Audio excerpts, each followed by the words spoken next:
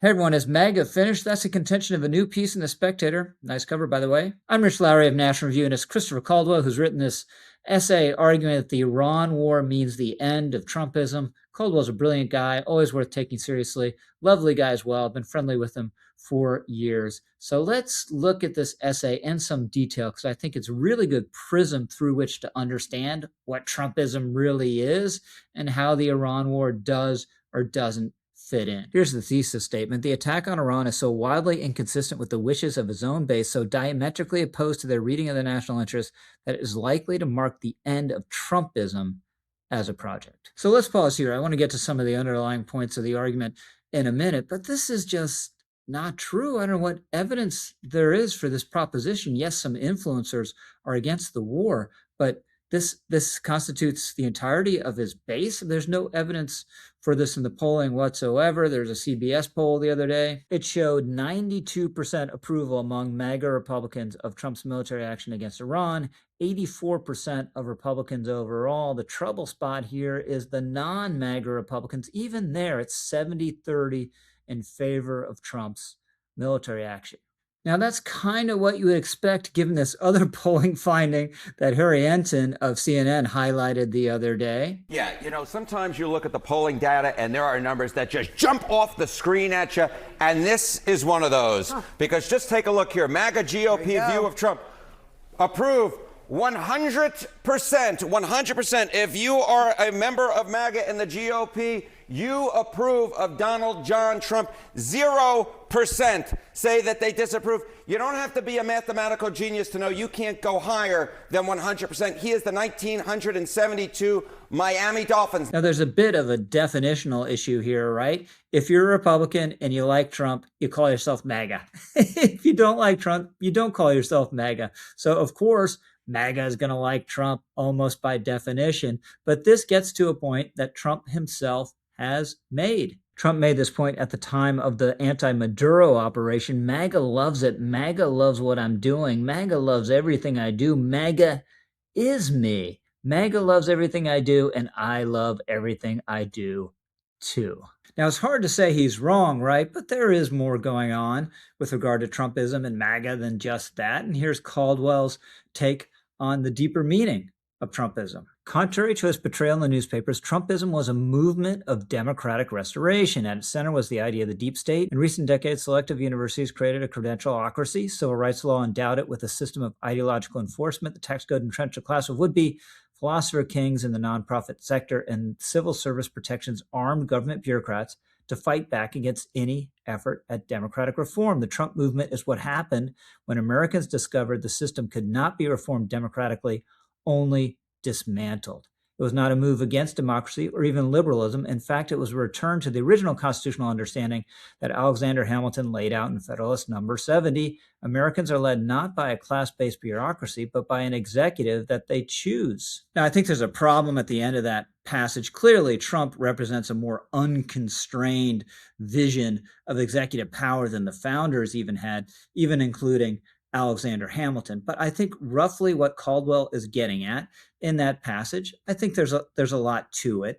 Basically, I think in 15 and 16, a lot of Republicans thought that the standard issue Republican Party had ignored a lot of important issues, didn't get a lot of important issues related to China, trade, immigration, and also thought the Republican Party was too soft and easily pushed around, including by the media. So the GOP needed an animal. And who shows up in 15 and 16? The kind of animal they're looking at in the form of Donald J. Trump. He's a big personality. It's clear right from the beginning he's not going to play by anyone else's rules. He's not going to accept any so-called norms. He's never going to apologize for anything, literally for anything. He is the bull in the china shop who's not knocking stuff over by accident. He is deliberately breaking things. And there are a few core beliefs he has, right? We're being ripped off by foreign countries. Our allies aren't doing enough. Tariffs are good. And we need to be smarter and stronger in our dealings abroad. So he opposes George W. Bush and idealistic wars and wars to spread democracy, but he believes deeply and strength. There's this Jacksonian impulse you see in Trump, where if our enemies hit us, we are going to hit them twice as hard. We hear this in the 15 and 16 campaign when he says he's going to bomb the S out of ISIS. In his first term, he obviously follows up and does it. So in the first term, we had the bombing campaign against ISIS. We had the strike against Soleimani, which is a very big deal, limited military operation, but with a big deterrent effect. But it is a relatively restrained foreign policy. Trump did run against the forever wars. He didn't like George W. Bush and the idea of spreading democracy and all of that. But I think a key factor in his first term that there were these establishment types around him that constrained him, said, no, sir, you can't do that. And in the second term, those kind of people aren't there anymore. they have not been seen in a very long time. And this is a president who fundamentally, he likes exercising power. He likes doing it at his own discretion and not going and asking anyone for permission, very much including Congress. And he likes having options. He likes being able to threaten things and turn them on and off. So a president like that, where is he going to go if he's the commander-in-chief of the most powerful and proficient military the world has ever seen? Well, he's going to go to military action. So if you want to focus on the negatives of Trump's decision to go to war with Iran, what would you say about it? You'd say it was impulsive. You would say it didn't have a very rigorous process attached to it, not going to Congress, not having a vigorous National Security Council process, kicking the tires on this thing. You would say the assumptions were overly optimistic, and you would say the goals have been fuzzy and erratic and been changing over time, day to day, hour by hour. Who does that sound like, right? Who does that characteristically sound like? It sounds like Donald Trump. This is what people signed up for. This is what people affirmatively wanted. They wanted this style of leadership. This is a key aspect of MAGA. And by the way, it shouldn't shock anyone that Trump is pro-Israel. We saw it in the first term, moving the embassy to Jerusalem, kicking aside the usual conventional approach to the Middle East, which was to establish distance from Israel and think that's the way to forge a peace. No, the Trump administration totally rejected that and got the Abraham Accords, very creative diplomatic accomplishment instead. And we saw in last June, Trump hits Iran together with Israel and then goes and gives a triumphalist speech in the Knesset. So it shouldn't surprise anyone. This is a very pro-Israel president. But Caldwell has a different take, and this is another key passage in his piece. This comes back to Caldwell's notion that Trump is the small d democratic instrument against the deep state. He writes, unfortunately, this democratic idea is dangerous. That is why no one ever dared try an American-style presidential system before 1788, and is why progressives hemmed the presidency in with the deep state. Without it, there are really only two safeguards against a rogue executive. First, the public must elect a public-spirited person of unimpeachable character, and second, that person must honor the Constitution. The Iran assault shows neither condition to be operative. Now, I understand what Caldwell is getting at here, but unimpeachable character, that was never part of Trump's appeal. He never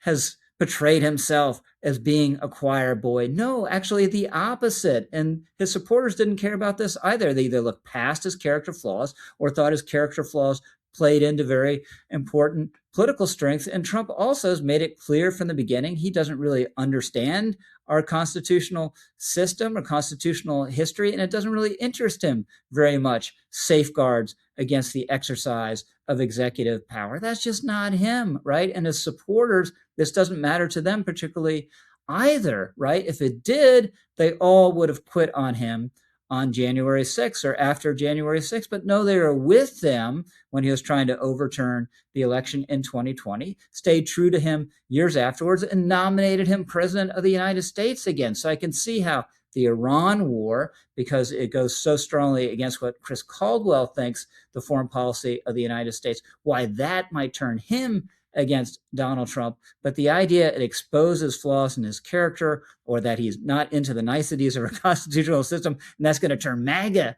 against him, no, not at all. And I would just go back to how important Trump's personality is to all of this. He is so funny. He is so commanding. He is so unpredictable. He is so interesting. That is the crucial X factor in MAGA and in Trumpism? Now, I think it's an interesting question. Will there be any Trumpism after Trump once you subtract that X factor? Is there anyone else who has any plausible version of that X factor? I kind of doubt it. But in the meantime, MAGA and Trumpism are about Trump. And MAGA supports Trump's Iran war exactly because it is Trump's Iran war. I'm Rich Lowry, over and out.